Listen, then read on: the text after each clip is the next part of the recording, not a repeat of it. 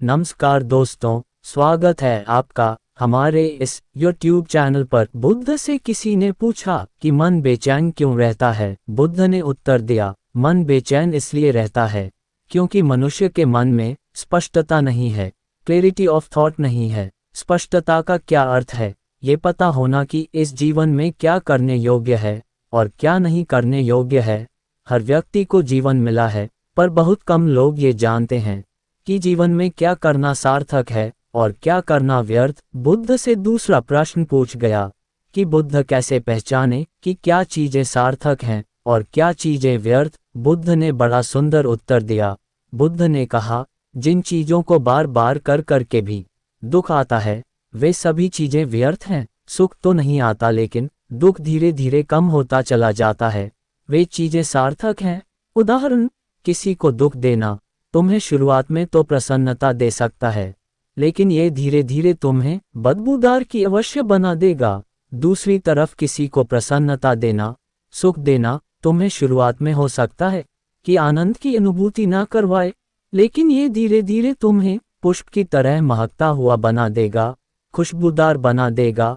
सार्थक वह कार्य है जिसकी शुरुआत में बेशक सुख ना हो, लेकिन उसके अंत में दुख नहीं छिपा होता। और व्यर्थ वे कार्य हैं जिनकी शुरुआत में तो सुख नजर आता है, लेकिन उनका अंत दुख से भरा होता है। अपने चारों तरफ नजर घुमाकर देखो, ऐसे बहुत सारे प्राणी तुम्हें दिखेंगे जिन्होंने अपना पूरा जीवन व्यर्थ के कार्यों में लगा दिया है। वे अपने पूरे जीवन को किसी से ईर्ष्या करते हुए बिता चुके हैं, किसी से घृणा करते हुए बिता चुके हैं, किसी से बदला लेने के भाव में बिता चुके हैं। उन्हें ये भी नहीं पता कि किस क्षण उनके प्राण उनके शरीर को छोड़कर चले जाएंगे।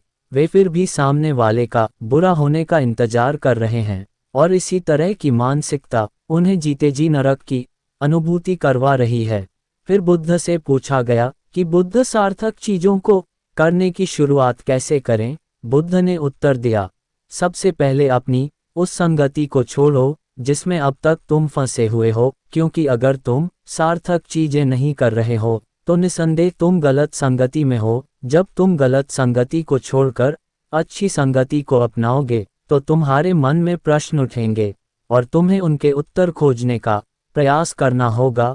और उत्तर खोजने के प्रयास का अर्थ है कर्म करना, और जब मनुष्य कर्म करता है तो उसका परिणाम आता है, और परिणाम से ही तुम्हें अनुभव होगा। जिस दिन वास्तव में तुम्हारे हृदय में ये प्रश्न उठने लगे कि यह जीवन क्या है, कहाँ सब लोग चले जाते हैं, कहाँ से सब लोग आए हैं, क्या मैं किसी भी क्षण मर सकता हूँ, ये जीवन चल कैसे रहा है, इसे चला कौन रहा है, कौन है इस सब के पीछे जो सब चीजें कर रहा है।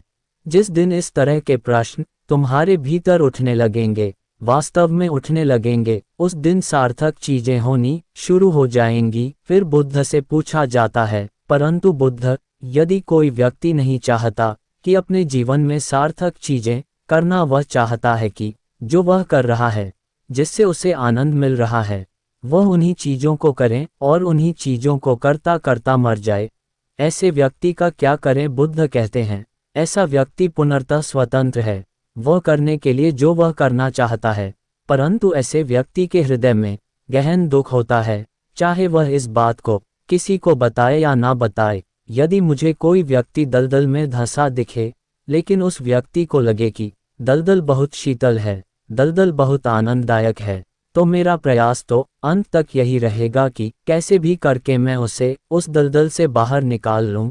लेकिन अंतिम निर्णय उसी का होगा, उस दलदल से बाहर निकलना चाहता है या नहीं। जो व्यक्ति अपनी इंद्रियों का गुलाम है, जो व्यक्ति हर वह चीज करता है जो उसका मन करने को कहता है, ऐसे व्यक्ति के भीतर इतना दुख होता है, इतनी पीड़ा होती है, जिसका अंदाजा लगा पाना भी असंभव है। और मेरा प्रयास रहता है कि मैं ऐसे व्यक्तियों को उस दलदल से बाहर निकाल लूं जिसमें वे जाने अनजाने फंसे जा रहे हैं। गौतम बुद्ध से इस तरह के हजारों प्रश्न पूछे गए थे। अगर आप और प्रश्नों पर इस तरह की वीडियोस चाहते हैं तो हमें कमेंट करके जरूर बताएं। अगर आप इस चैनल पर नए हो तो इस चैनल को सब्सक्राइब जरूर करें। धन्यवाद। नमो बुद्धाय।